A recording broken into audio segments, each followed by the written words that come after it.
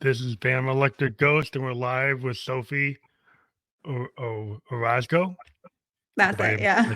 Got your name. And I want to welcome you to the Bam Electric Ghost podcast. We love talking to new people every night. It's the first time we've talked to you, and you're a relationship expert and coach. And I want to, again, welcome you to the Bam Electric Ghost podcast. We're live on Facebook, YouTube, and Twitch at the moment.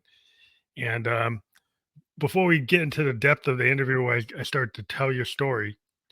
We like to ask the questions of anybody that comes on the show. We ask a couple of questions. We ask, like, what motivates you and why do you do what you do? Yeah, great question. Thank you so much for having me.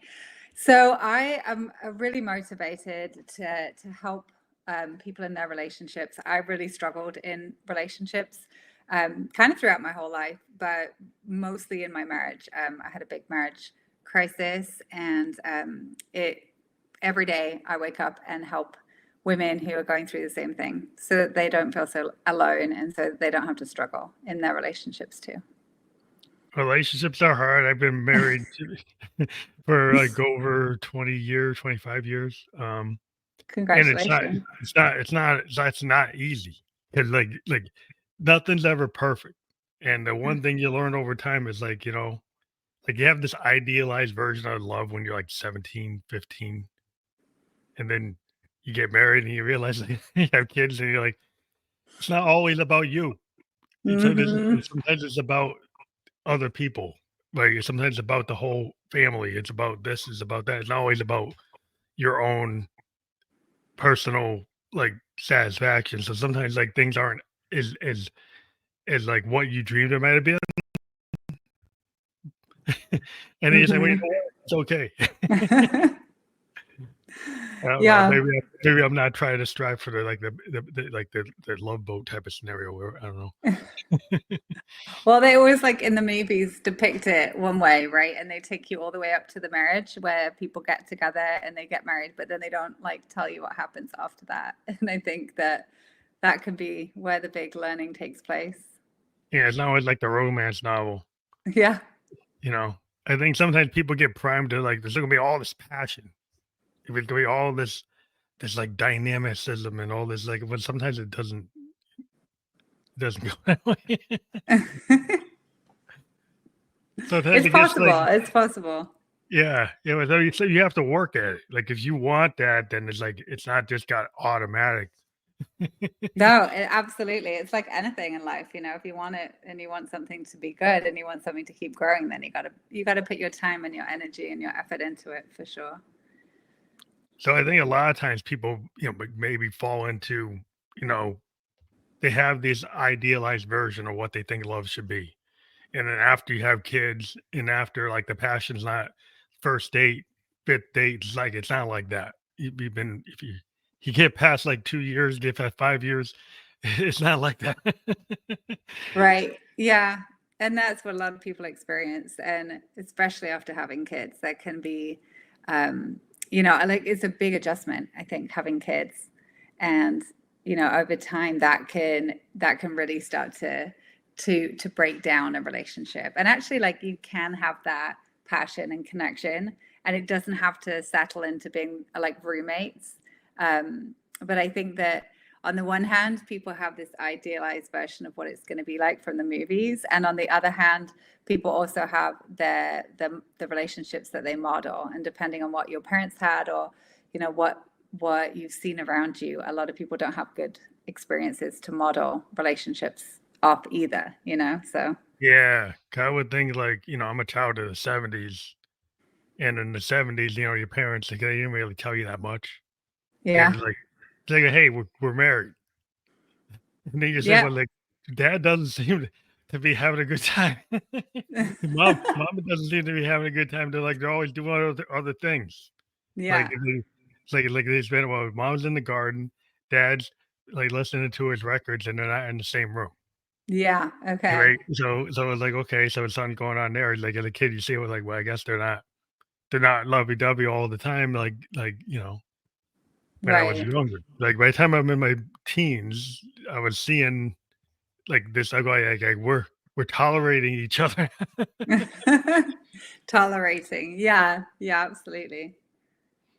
yeah, so if you see that, I say, well, I guess it's not always going to be that lovey-dovey thing, and then Hmm. like, people feel like, oh, we're staying together because we got the house and with obligation, we got family, you got aunts, Hmm. uncles, and you got these traditions. You got to go to Thanksgiving dinner, you got to go to Easter dinner.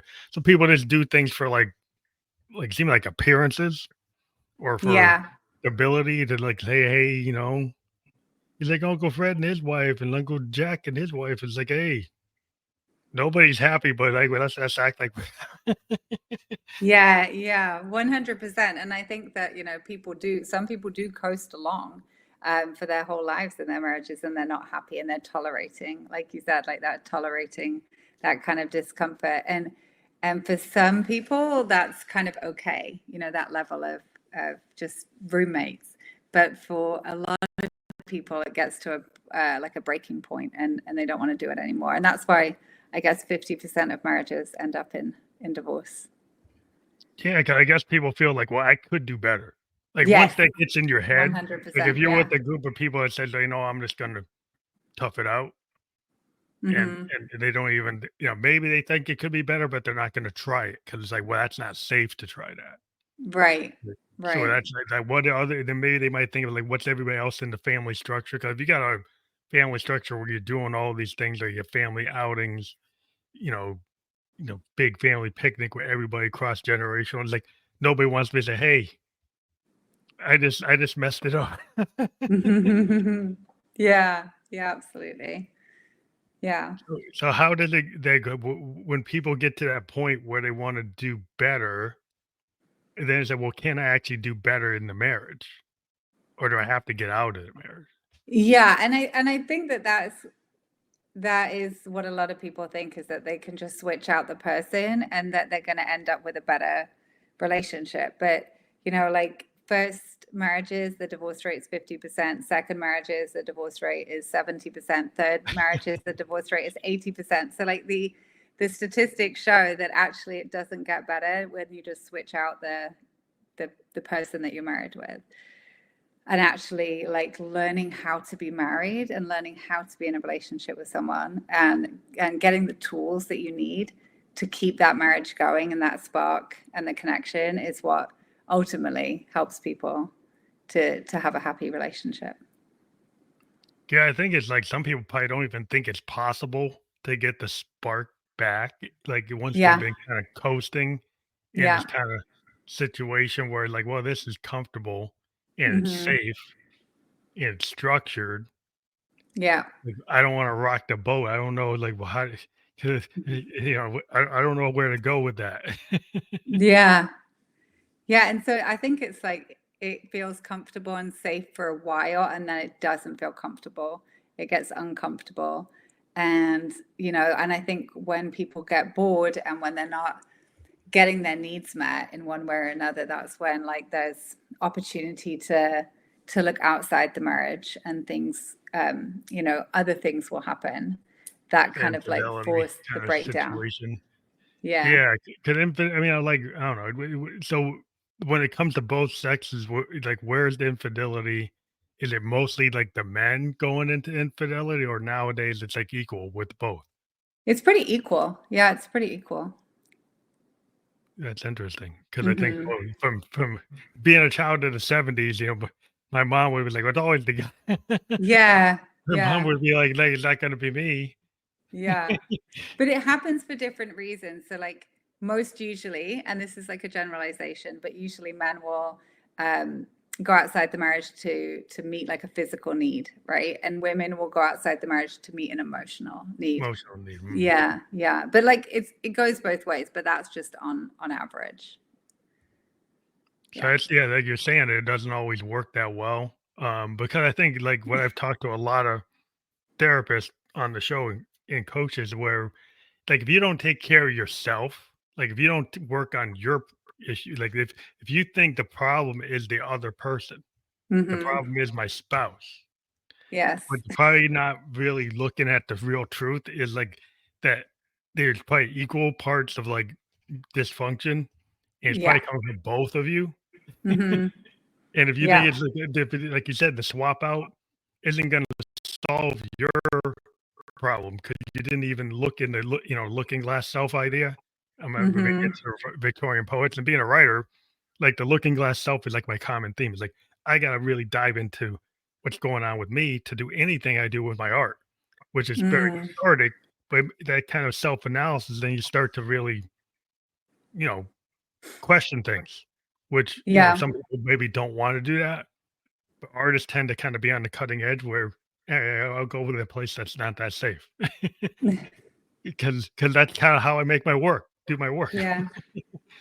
Yeah, that's amazing, and that's exactly right. Yeah, it's like it's uncomfortable and it's like it's really for some people it's like in the beginning it's almost impossible to look inside and to see those parts of you that you're bringing to the relationship because it is uncomfortable. It's like, oh my gosh, like I'm bringing this negative part.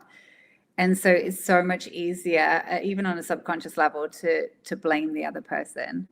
Um, and I talk to so many women every single day, and it's like, oh, he's doing this, and he's doing that, and he's doing this, and he's doing that, and it's like, okay, but he's not here. So what are you bringing to the relationship? And then they'll start a little bit, and then very quickly it's like, yeah, but he's doing this and he's doing that, and it's like straight back to that. Back to that, yeah. Yeah. Well, it's easier to kind of blame the other. It's like always that's like a common, you know, issue where like if you don't, it's like always. I don't know. It's not. It's like the level effort to actually say that I have a trigger or I've got these bad habits or I do these things and you don't want to own up to it because then that if you start to own up to that, then it's like oh, like I got to look at my flaws. Hmm. It's easier to say like David has all the flaws. Yeah. I don't have any flaws. It's like if he would do what he's supposed to do, there would be no problems. Yeah, 100%. And the thing is, it's kind of like a moving target, it's like whack-a-mole or whatever. Like it's the one thing that they do wrong, and then, they'll try and fix it. And then it's another thing that they're doing wrong, and then they'll try and fix it. And so if you don't like look inside yourself and really look at those parts of you that you're bringing into the relationship, that's when it's just not going to change. It's not going to change if you can't take personal responsibility and accountability, because like you said, it is 50%, right, what you're Mhm. bringing, and then 50% what they're bringing, as far as to the relationship. Now, in terms of like imposter syndrome or maybe people pleasing, what do you find like there's some common things that are like dysfunctional within the relationships that maybe people don't take into account that they've got suffering from these some you just mentioned two things that you could have as an issue that might be have been coming from your childhood or coming from your parents' house. Yeah, yeah, yeah. I think there's lots of things that you can be bringing with you. What I see most commonly is like abandonment wounds that people bring, like a very anxious attachment, like needing reassurance from the outside all the time. That people pleasing, where it's like over functioning in the relationship, kind of mothering, like especially for women, mothering their husbands and taking care of them. Um, and yeah, I don't really see the imposter syndrome as much really in relationships. But Does the yeah, I think mothering hurt with, like, the passion? Because yeah. if somebody like, if a man thinks of you as as his mother, they might not think of you in the sexual way or in a lover way, because if you're replacing their mom, they're gonna kinda put you in the mom role. Absolutely. Yeah, yeah, absolutely. That is what happens. And then it's like the nagging, right? And the yeah, like the chores and it's like the to-do list. It's not none of that sexy. And that comes along like especially when you have kids as well. We Because get to be then you get in that turn off, it's like, well, and I just see her as a mom.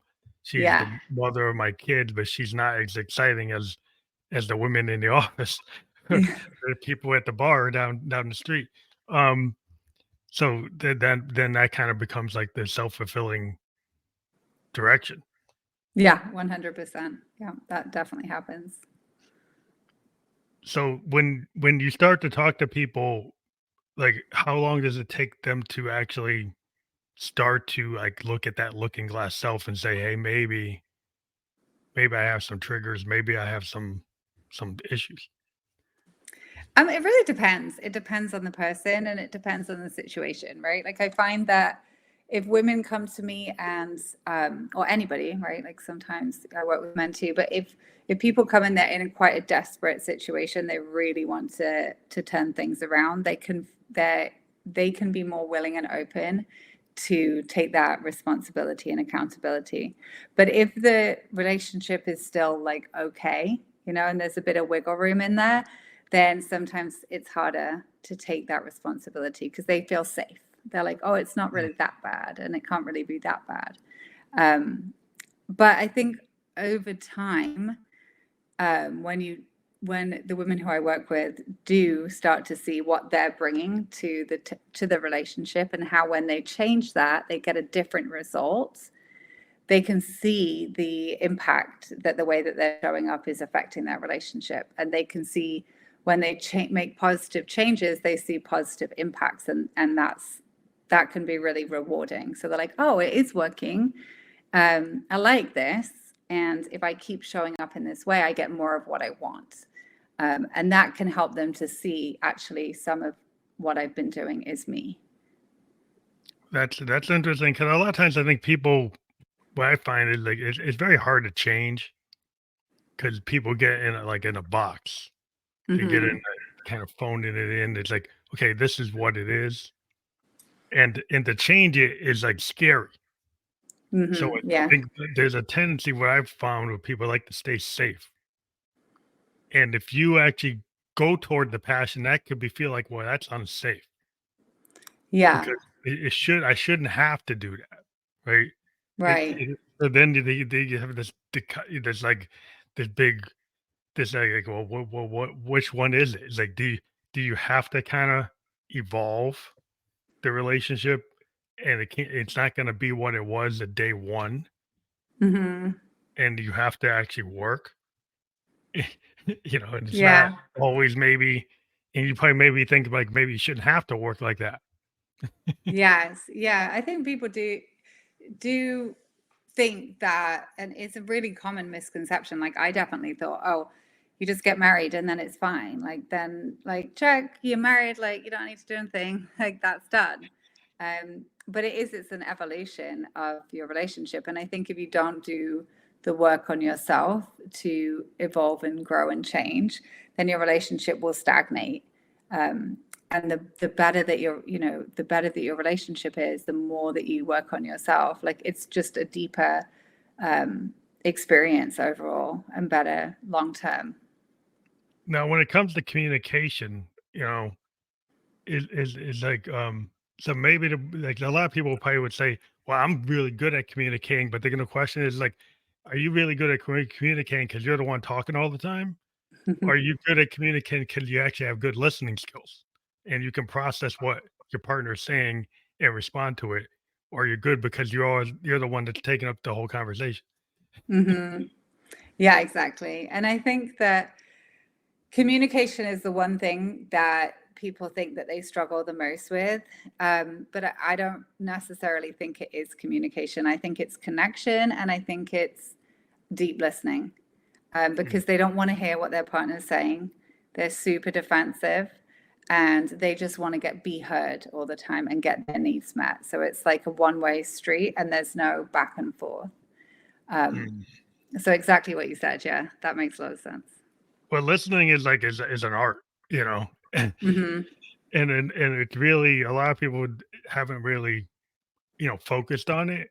Because I find with people, even in businesses, like that, in order to do really well in my business, sometimes I really listen for without doing a lot of input, really listening to what person wants instead of like interrupting them every 5 minutes and trying to guide them to what I want to sell. Yes. Actually listening to what is it they're actually what is their problem? And then Mhm. maybe if I listen good enough, I can come up with a solution and then take back what I've heard and reinforce what they told me. And then that usually is going to work because they actually realize I heard them and Mhm. my answers actually are taking some of the things they said and I picked up the key things they were complaining about. But Mhm. if you're interrupting, you don't let them finish the thought, you never really get to hear what the problem was. Yeah, 100%. And I think it comes back to a lot of this, you know, uh, like things that we bring from our past into our relationships. And a lot of the times I find that people can't actually hear what the other person's saying because they're making it mean something about them all the time. And it's like they're so defending themselves and their ego, and like they're hearing things through such filter, Mm. that they're constantly taking everything so personal instead of actually just hearing what the other person is saying. Yeah, like the me filter. Yeah. So everything comes through it and like you got the dial on me filter. So everything you just heard, it's like, well, I dealt with that. It's like, well, maybe they don't want to hear that you dealt with that. Maybe you should just hear how they dealt with it Hmm. and get it all the way through so you actually understand what they experienced. Yeah. Which I think is a common problem that people do, no matter who they're talking to. Yeah. And like when you ask your friend how they're gonna handle this, like, "Oh, I got a toxic boss," and they just tell you how toxic their boss was. Hmm.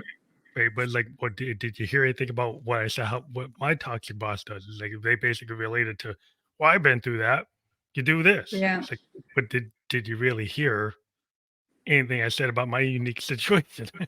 Yeah, yeah, exactly. And I think for, when people feel heard, they feel seen, and they feel safe, and I think that that is really missing in a lot of relationships, is that emotional safety, that connection, where people feel like they can say what they want to say without being judged, or without being without their partner freaking out, or like yelling and screaming or Mm, crying, right? And so, and what does tend to happen, and this is why people feel like they have a communication problem, is like one spouse will go and share something, and the other one will completely freak out, and so they just don't say what they really want to say anymore. They just shut down, and there's no safety there to be able to have deep conversations. yeah, it seems like there's a lack of empathy, like, sometimes, like and it could be on either side, it's like if you tell somebody this and that's where people with the vulnerability, like, being an artist, like, our secret sauce is I'm gonna be super vulnerable and put something out that's really deep Yeah, because that's like what my craft is. The craft is that I can do that. And I know, people could like hate on it, but that's what I do. yeah, that's awesome. And you kind of your wall or your armor, you don't have it's not initially there at the level that most people would have because they're never going to reveal that, right? Yeah. So I think there's like if you feel like you're going to get somebody's gonna hate on you for every little if you tell them something, then you're Hmm. probably never gonna tell them, like you said, you're not gonna tell them the thing that you need to tell them. Yeah. Yeah, yeah, and that's what, like, I mostly work with women, and they'll say, "Oh, he doesn't talk to me anymore." Like, he is avoidant.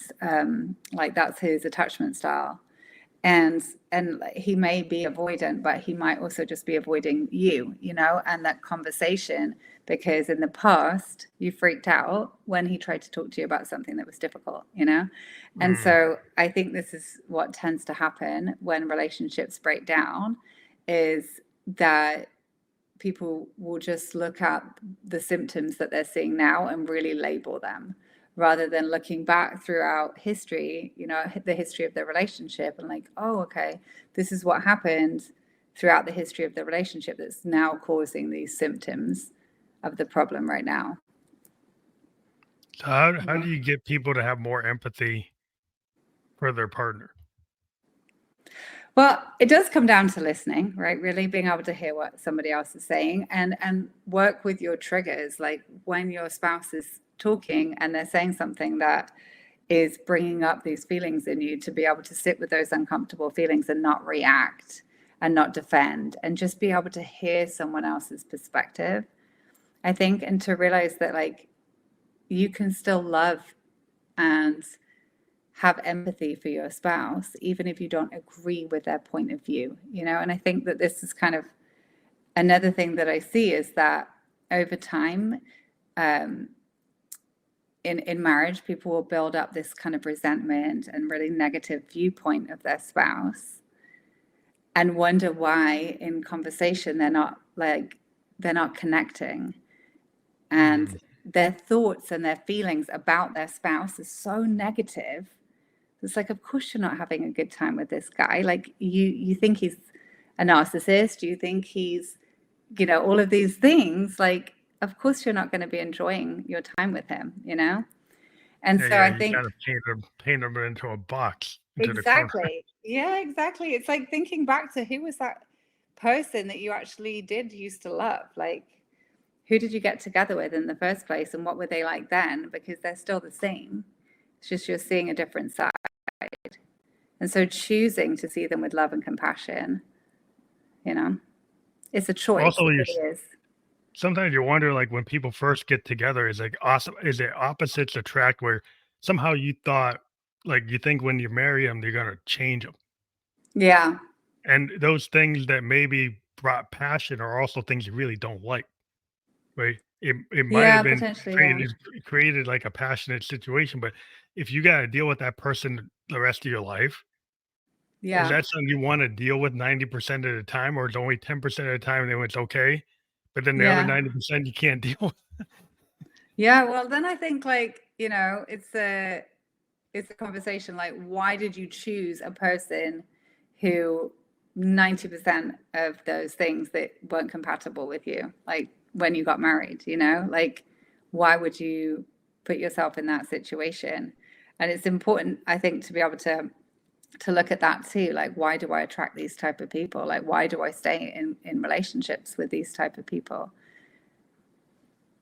Yeah, because sometimes it's like if I don't know if it's like if it's boring, but not boring, but like if you're with somebody there's like no passion, but then the passion is kind of like, is it like a love hate passion? Is it like, I really don't like this person, but somehow I get excited by the drama. Right. You get excited by the drama. If you're with somebody that you're totally compatible with, well, that's your best friend that you've had since high school, and you can talk to them all day. You can go on anywhere with them, but you don't feel passionate about them at all. But Yeah, you well, I feel think passionate about this other person. yeah. Well, I think you can have both, right? And it's like it's about it's about really knowing yourself and knowing like if you're in a marriage, for example, like if you're in a dating relationship and the one person's your best friend and the other person is like that guy that's really exciting and a little bit dangerous or whatever, right? It's like understanding that possibly that's not the one that you want to marry, and that maybe there's someone in the middle of it, and Yeah. being, you know, being true to yourself until you find somebody that ticks all the boxes. Yeah, somebody that has a little bit, 'cause it's like I don't know, maybe somebody it's like maybe it's too black and white, where like you said, it's more of the person that's in the gray, that's in the Yeah. middle, they can kinda go where, like, they could surprise you and they can be more passionate than you think they could be, and then they Hmm. also are understanding and they're empathetic and they'll cry with you and they're like, "Wow, this person's got depth." Yeah. And maybe they surprise you and they can be passionate too. So then it's like, wow, that's the kind of person, but I've been looking for, like, somebody who's on one side or the other, instead of Yeah. somebody who's more balanced, and maybe we're not really taught to look for the balance. Yeah, and I think it's like, who are we being, right? Like, who are you showing up as? Because you're going to attract somebody that is similar to who you are being. And you know, you can't be like shut down, big walls up, like um playing safe, and then want to attract some really passionate person into your life. Like, you have to be also willing to let your walls down and be vulnerable and be passionate to have a passionate relationship. Yeah, if you get somebody that's really passionate about, like, what they do and where they bring you into things and you're like, well, you're part of their life, right? Hmm. And it's not just like only when they're with you, but then you don't know any of the other people they hang out with, or or they're like they include you in their life where they don't exclude you. Like Right. my father had like this whole life as a salesman where like no, like he had all these people he knew, and the whole family we didn't know any of them. Like, and so he was really good with people, but he wasn't good with us. Oh, So he like it's like he knows all these people. He knows all these like people all around town know who he is, but like maybe because he was spending all the time doing that, he would get home and he shut down because he spent all his effort on them. So by the time mm, he got home, he was like tapped out. So he had all that's gone because he used it up. yeah, yeah, yeah. And so it sounds like he was, in one area, like that was where he was energetic and had, could almost like put a mask on and like be this guy, right? But then when he was at home, he didn't have that energy. Yeah, like he gave it away. So he Yeah, put so much into it, he didn't have it. yeah, So he didn't have the balance to be able to kind of like don't use it all out there, save some of it hmm, for home. yeah. And that can be like if you are like an introvert, like naturally an introvert, and you're out every day and you're giving a lot of energy, outward facing energy, like when you come home, your tank is like very, very empty. Mm. Yeah. Yeah, I've tried to well, I don't know, I've tried to learn from the lesson from my dad and try to balance things a little bit better. Um, Yeah. being aware of what I didn't like. So Mm. kind of looked at like, well, he's my dad, but like I didn't like the way he did certain things. So like try to make sure I don't do those things, you Yeah. know? And so it's like, but they have to kind of observe and then realize like maybe I could have a tendency to do that. And maybe I don't want to do that because I saw what it did to everybody in Yeah. the family. So he's trying to balance out. But I don't know if people have that kind of like they start to do that analysis. It's like Hmm. does it go back to like, hey, this family situation, am I repeating it? Am I doing what I didn't like and not really, recognizing like I am actually being what I did, what my dad didn't, what I didn't like about my dad. I'm doing the same thing.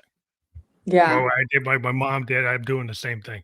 But then I do like you're not really being honest with yourself. Hmm. Yeah. Yeah. And that's awesome that you could see that you can see that and you can make changes and, be more conscious about how you want to show up and not bring forward some of those things that your dad, did that affected you in your life. Yeah. Yeah, I think it's like it's a work in progress. Everybody has to, you just have to look at like, oh, like know your limitations, know your triggers, know kind of where you're. Sometimes you have to do the work. You have to work with a therapist. You have to kind of start analyzing what's going on. And Hmm. so when you're dealing with people, like, or have they been to a lot of therapists, or you're like the first therapist they've talked to, or It really depends. I have some people who have been to lots of therapists before and done a lot of personal development work. And then I work with some women who have never seen a therapist or a coach before in their life. So it's really just dependent. mix of Yeah. people. Yeah. A total mix. Have you had some like lessons learned from people you've been with that are like, oh wow, this is like have you seen something like really different under the sun, or you see the same kind of patterns? Even everybody's Yeah. individual, but are you seeing things? Did you ever see something that was like, wow, this is really unique? I mean, you do hear like a lot of different stories and but generally with the situations that I work with, I usually work with these like marriage breakdowns or relationship breakdowns. And you do get to see a lot of the same patterns, yeah, over and over again. And you really do see like the big things that get in the way of the relationship. And yeah, and like everyone's situation is really unique. In I think everyone coming in to work with a coach or a therapist thinks their situation's super unique. And that's the beauty of having like groups. I have a group in my program, and everyone hears the other women's stories and they're like, oh my gosh, like I'm not alone. Like I thought I was the Mm. only one that had this problem. and they realize that they're not, and there is actually like a lot of people who are struggling with the same things. Do you find that it's more effective for certain people to do that? To be in a group, Yeah. yeah, groups are really effective because they get to hear you get to hear other people, and sometimes you can learn more by like hearing somebody else get coaching and really be able to work some of these things through, and you can actually hear more of what you need without having, you know, the blocks of it going directly from through you, as it were. Mm. You know, it kind of Yeah. So bypasses some of that resistance. yeah. So you be less resistant because it's like, oh, I'm hearing something now. Yeah, I'm more willing to process it because it wasn't yeah, mine. It was somebody else's. exactly. Like it's kind of like, you know, when they're like, oh, I'm just asking for a friend, like that kind of thing, you know, it's like, Yeah. yeah. So so if you, when I guess people might be on the edge of divorce, maybe when they're coming to you, or maybe thinking that, and is it your Right. goal to try to, get people to not go that way, not go with the divorce? Yeah, so a lot of women come to me when they are on the brink of divorce and they're not sure whether they should stay or whether they should go, or their spouse wants to leave. Um, and my goal is not necessarily to stop them from getting a divorce. It's more to support them like through the process of what they decide. Mhm. Because I can never really say to them, or like, this is exactly what you should do. But I can take them through the steps of like the methods that I use to help my clients to turn their marriages around, you know, to rebuild that communication, to rebuild their self confidence and their self esteem, to like get clear on what they believe about themselves, about their relationships, you know, and to really learn how to run your relationship, basically. So a lot of times, I guess you got to find out, like, do they actually still love each other? Because like, Yeah. is that like foundational? Because if there's like no love there, or is that actually like a misconception? Like they think there's no love there, but there is. Yeah. It's love is like, it's much more fluid than we think it is, I think, you know, like as far as love when you're in a relationship, because once a relationship's got a lot of problems, especially like a marriage if it's been for a long time, like there won't be that feeling of like, oh, I'm madly in love with you, like the day that we got married, you know.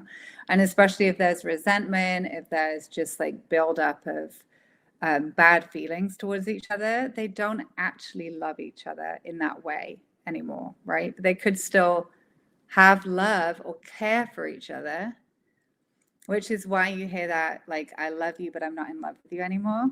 Mm, It's like literally like everyone coming to me. That's what they either think or that's that's what I what they've think. heard. Yeah. Hmm. Yeah. But you And can actually kind of repair that then.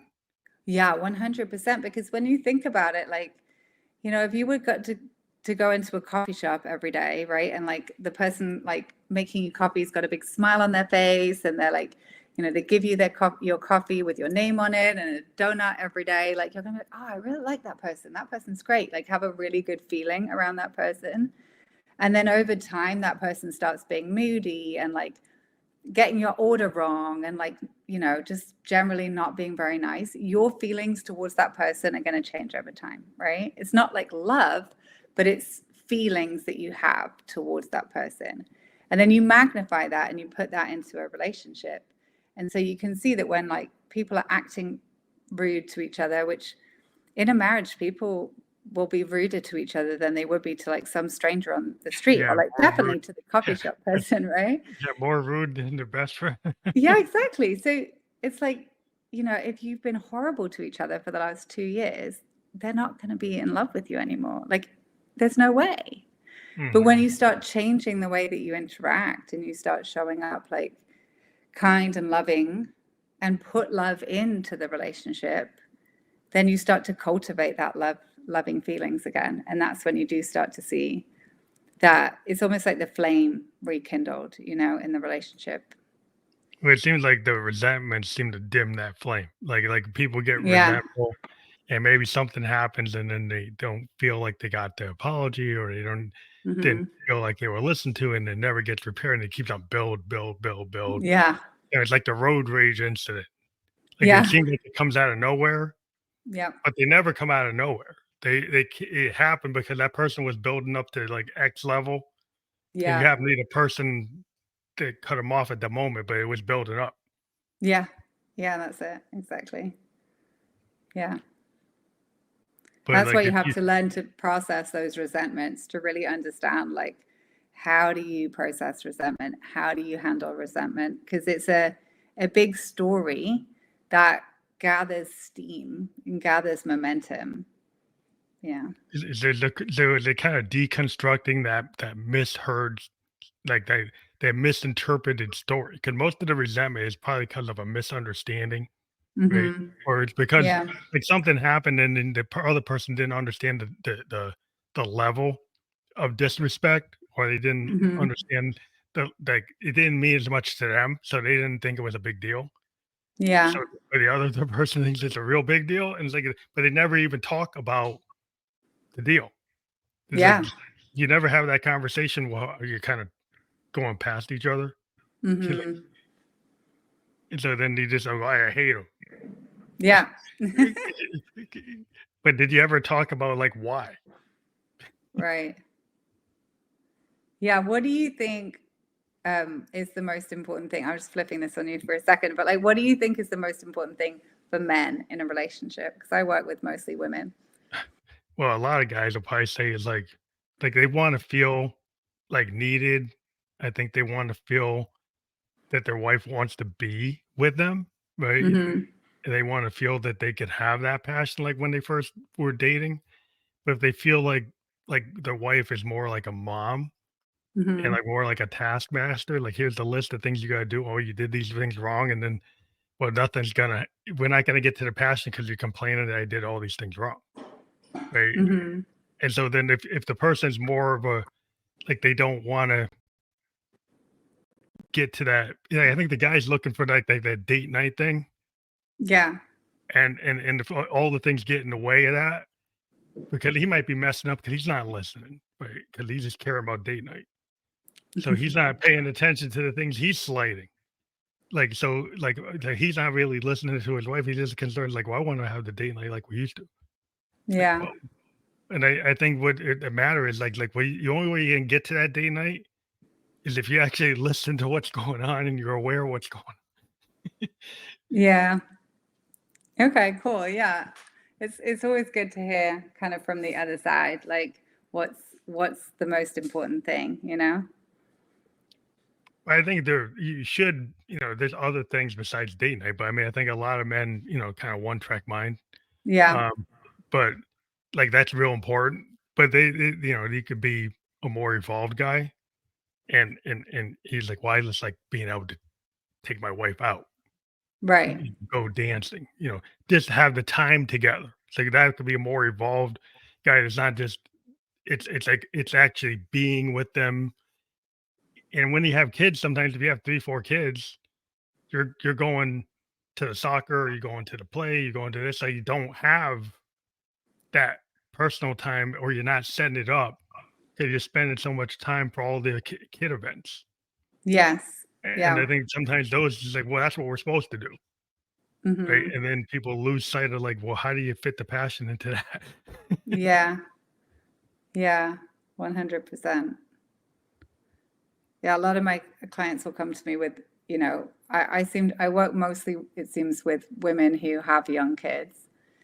And it is a juggle, with sports and work and all the things that you have to do. And then marriage tends to be one of the things that gets put on the back burner. And then unfortunately, like throughout those years, especially if you're not tending to your marriage, like I do see a lot of people whose kids are growing up or kids are going off to college, and that's another time that marriages will start to fall apart as well. Like the empty nest thing. Yeah. Yeah, it's like Because the like if you spend all transitions. the time with the kids, Yeah, you know, moving them from one event to the next, and that's the priority. And then it's like you never made the relationship before the kids, like, you can't get back to that, but there's a way. Mhm. Question is, like, is how do you make sure that you still keep that and have the responsibility of, bring your kids to all the things they gotta do, Yeah. but also have the time, like, you kinda have to make the time and Yeah, find a way to you kinda. have to make the time. And there isn't like, and I think that it can be easy. Like I have 4 young kids. Like it can be really easy just to get caught up in the busyness of life, and like not to prioritize picking up your spouse's phone call when they call you in the middle of the day because you're running here and there. And it's like, but if you're not taking time to connect with your spouse, then you're missing those little moments, and it's those little moments that like build up to create the intimacy and the connection, and making your spouse actually the priority, even before your kids. Mhm. Like my husband comes first before my kids, and that's because if my marriage is good, the rest of my family is good. And if I Do you put my find kids first, long term, they're going to suffer because they actually need to see us as a team. Well, that's interesting because I think a lot of people do the opposite. They say, "Well, the kids Hmm. come first," and then they wonder why the relationship goes south because, like, Hmm. if you and I heard my mom and my grandma's like, "Why do the children come first?" Like, group grandpa. Like, but that's back when they got, like, 9 kids, 8 Yeah. kids, like, yeah, of course, like, I think, yeah, that many kids is probably the kids are coming first. Yeah. So it's survival. I think like I have 4 and that's a lot, but yeah, it's survival kind of at that point. But yeah. Yeah, yeah, so it's like, it's a different mindset, like, so it's probably hard for somebody to get out of that, like, even if they have 2 kids, like, if they've been 'cause, well, this is my job, this is my duty as a parent, like, I've gotta put them first.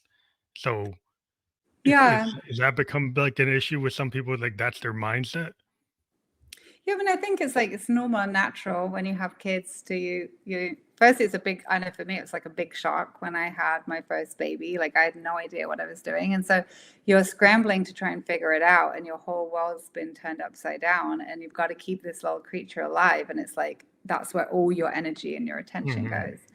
And so I think it's just easy to get into that and make that the priority. And especially if your baby doesn't sleep. And I remember with my first daughter, like I would lay in bed with her or like rock her for hours trying to get her to go to sleep, and then I would finally think she was asleep and I would like tiptoe out and then she would like wake up. And it was this went on for like months and months and months. And then she was in our bed for a while.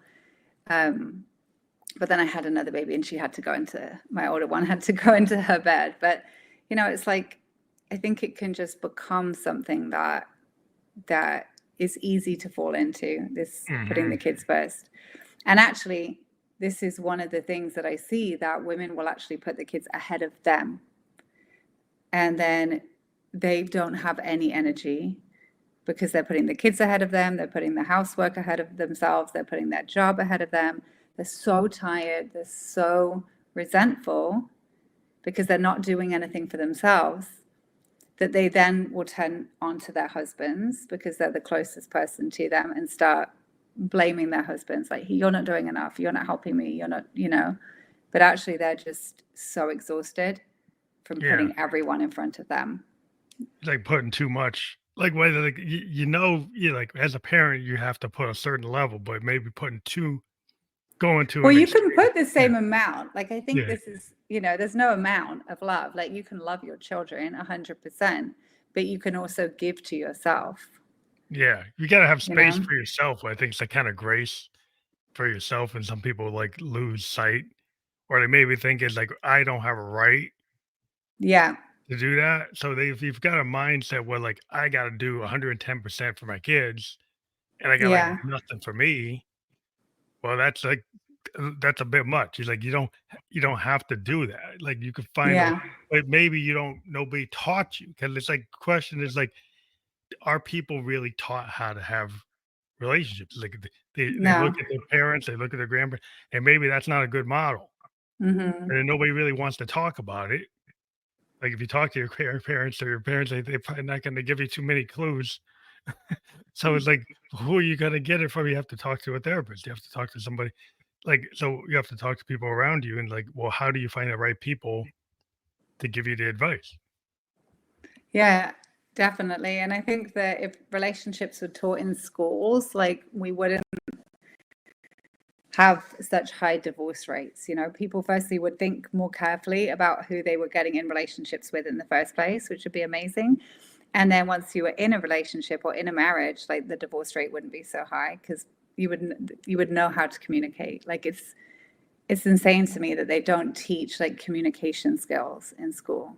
Well, Like, yeah, there's a lot of things that we need to understand, like on a social etiquette, just communication skills. Like you said, like how do you actually, you know, treat people with respect, right? hmm, It's like a common curse, like etiquette. Like, well, the yeah, etiquette, that's old fashioned. That's like 1950s. Like, no, there's something about like don't do it like 1950s, right? But do it like etiquette is like every human being deserves respect, and you shouldn't come in with these like I'm better because of this, because of my sex, because of this, because of that. Look, everybody should be listened to. Like there's a certain level of social contract that hmm, is like bare minimum, and yeah, then there's like better than bare minimum. It's like yeah, so how do you learn to judge that and without having these preconceived like bad habits or bad processes that you got that weren't actually right, right? That maybe are hmm, just coming from a narcissist or coming from bad situations. Like, well, that's not the way to behave. yes. But then we're being some when people defer to maybe a toxic narcissist because he was your dad and said, well, your parents are going to be the better judge of that. Like, maybe not. Hmm. Yeah, yeah, and you know, people do just repeat, unconsciously repeat patterns that they witnessed growing up. You know, up until the age of 7, you're really creating a programming that you're running the rest of your life on. You know, as far as repeating patterns from your relationship, and it can come out in so many different ways um, inside of your relation. You know, your relationships going forward. Because I always like as an artist, we get like this 10,000 hours till you get really good at your bass guitar, or your piano, or if you're an athlete, you do, the different plays. You can do it so many times you get it. But it's like people learn through practice. There are mental Yeah. practices that you can, Eastern practices for meditation. But people seem as like, well, if we learn through that type of rigor, then maybe we need to treat relationships with the same level of rigor. Yeah, yeah, and I think the cool thing is that, you know, like you're explaining that you can learn something through practicing it, and it is the same with relationships, and relationship skills are the same, and relationship tools like listening and communicating, and you know, all of these things that if you practice it for a certain amount of hours, you're going to see that you get better at it, and when you get better at it, your relationships get better. So it is actually teachable and learnable as far as a skill that you will see in your relationship improve. Yeah, I think that's like and people probably don't see the commonalities or, you know, kinda like my job is to look at patterns and then, Yeah. "Hey, I can see this pattern and I can make it work," and Hmm. then, like, you can provide a service or something, but then I take the same skill set and try to apply it to, like, when I do music or conversations on the podcast is I try to find the commonalities, and it all comes from doing a lot of actually doing it, doing the Yeah. work. If you do the work, you'll get results. If you sit around saying, "Well, I'm gonna do the work," but then you don't do it, then you don't get the result. So it's like, Hmm. so it seems like if people come to you and they start to ask maybe the hard question, or they start to dive into like, why is my relationship like this? And then you Yes. start showing them, well, I've seen a lot of different patterns, and you can say, you can actually resolve this. This is Yes. not unresolvable. Well, you're given the case. We call it like business cases, use cases. So Hmm. there's a relationship case. Yes. It's true, and that is it, right? Like when people come to me and they tell me what's going on, I'm like, this is solvable for the most part, right? Like, obviously, abusive relationships aside, like most of it is solvable, and I think that that is the first step for anybody who's struggling is to say, what can I do to change this? Because when people are open to change and they're willing to change and they want to have a different outcome, that's when they're going to actually do the work to have the change, you know. But like there's a lot of people who don't actually want to change their Mhm. situation. They just want to complain to everyone that will listen, you know. And when you're just describing your problems and sitting in that space of being a victim, like, oh, he's doing this and it's so terrible, you know, like nothing changes from that place. Yeah, it's like, somebody's in the same job for 20 years complaining Yeah. instead of the guy that actually walked up and went to the competitor, Yeah. right? It's like I walked I like he stayed the guy stayed 20 years and he hated it. The guy stayed 5 years, went to the next job and then became a VP. Yeah. The other guy's just sitting there saying, "I hate it. I hate it." But like, did you do anything? You didn't do anything about it. You're sitting there Yeah. saying you hate it. Yeah, yeah, absolutely. And I think it's, you know, in that case, it's better to make a change even if you fail, you know, like than just to stay stuck.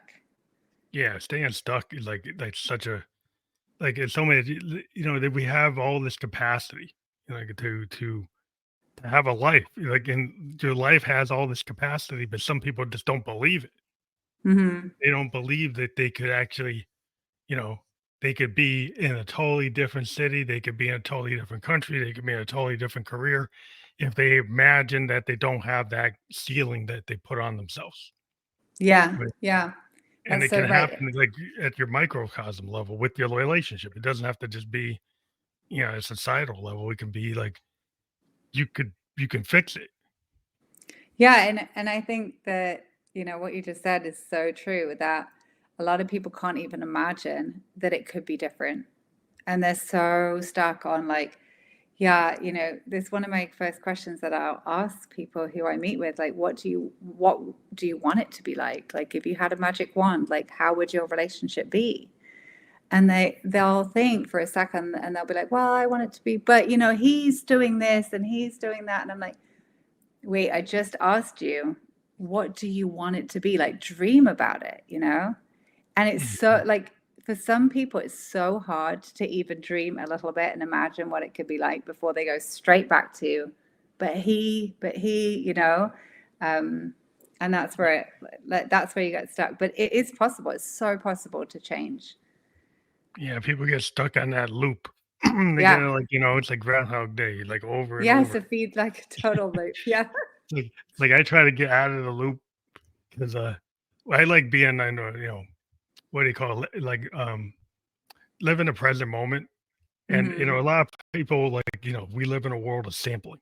So to me, like the sampling in music is like the loop because you're Hmm. taking something that worked and you Yeah. knew it worked, but it's boring to me. Like I'd rather actually go and take the risk of writing something nobody else heard Hmm. for.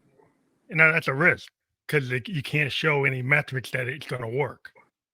But it's more exciting to actually try something different than to keep on Yeah. doing the loop, reusing the loop because you think it's going to, it hits. Well, it hits Yeah. because it always hits, but it's Hmm. boring. Yes. Yeah. So we That's try to get true. out of it. Yeah, yeah, and you got to use your creativity and you get to, you know, make new things and experiment and see what works, right? And Yeah, I mean, that's you're so not much always going fun. to win. It's not always Hmm. about winning. It's about some things that didn't work yesterday might work tomorrow, right? Yeah, So it's like things everybody thinks everything's sequential. Some things aren't sequential, and so just because like you don't get immediate success doesn't mean you're failing. yeah, And I think that's where people make the mistake is like, why if I try something different, it doesn't work, then I'm done. Like yeah, that's why you do like 100 demos. yeah. It's like it's like compound. What do they call it? Like compound, I don't know, interest or something. Like everything that you're doing in the direction of where you want to go is like Yeah, it's a step. incrementally getting, It's a ladder. getting you closer. Yeah, it's like, and then one day it's just the door's But going one to day blow you're at the open. top rung and you actually got there. But Yeah, when you're at the bottom, you don't think it's like, well, I'm not really getting there. It's like, well, once you get to the top, it's like, oh, I finally hit there. yeah, But that's the way things are. I mean, sometimes it's hard work. It's not immediately seeing a result. yeah. Um, but like if you have the ability to be more expansive rather than like channeling into a lane, I think Mm-hmm. people like to stay in their lane. You know, Mm-hmm. but like a lot of times the things that are good is where they kind of cross lanes. They kind of cross into areas where you're maybe not the most comfortable, but that's where the passion happens. So that's how you get Yeah. back to it. Yeah, definitely. And I think like, that's what I even think about relationship breakdown, like especially with marriages, when there's a big breakdown in a marriage, like it's actually an amazing opportunity to create something new in your relationship. Especially if you've been married for like a long time, like, marriages can last a long time, that you have this big rock bottom, and that actually that's an opportunity to like rebuild it and rebuild it properly from the ground up, and like build a strong foundation, and then be intentional about the kind of relationship you want to build, because so many people, they just get married, they fall into it, and they don't think about it, and they just end up in this version of their marriage that isn't serving either of them. And Yeah, so, yeah. you don't want to be there because there's like it's not it's like yesterday's news. It's like you want to be where it's exciting. And Yeah. you can actually be married 25 years and then still have excitement if you put your mind if you actually talk and you're being honest with your Hmm. partner. and Yes. and it's hard because it's hard to be honest. Like people don't like like, no matter what, people don't like to be, because it's hard because like sometimes it's gonna Very hard. be it's not the best response you're gonna get. Hmm. But if you start to live like that, then you'll find that things will actually start going better than you probably expected. Yeah. Yeah. I love that. Radical honesty is so good. Yeah. But thank you again for being on the show. It always goes by quicker than I ever imagined. Um, we do Thank have your you. URL below. Let people click on that. Is that how they get to connect with you and book with you? Yeah. So you can go to the website, and you can book a call there. You can also go to my Instagram, which is Sophie Orozco Coaching. And then over on Facebook, it's Sophie Orozco. Those are the best ways to connect with me. Okay, great. We do have that as a clickable link in the podcast description. We're just live on Facebook, YouTube, and Twitch. We will be on all the other podcast platforms where you can listen to or watch a podcast by tomorrow. I want to thank you again for being a guest on the Family Electric Ghost podcast. Thank you so much. Have a wonderful night. Thank you.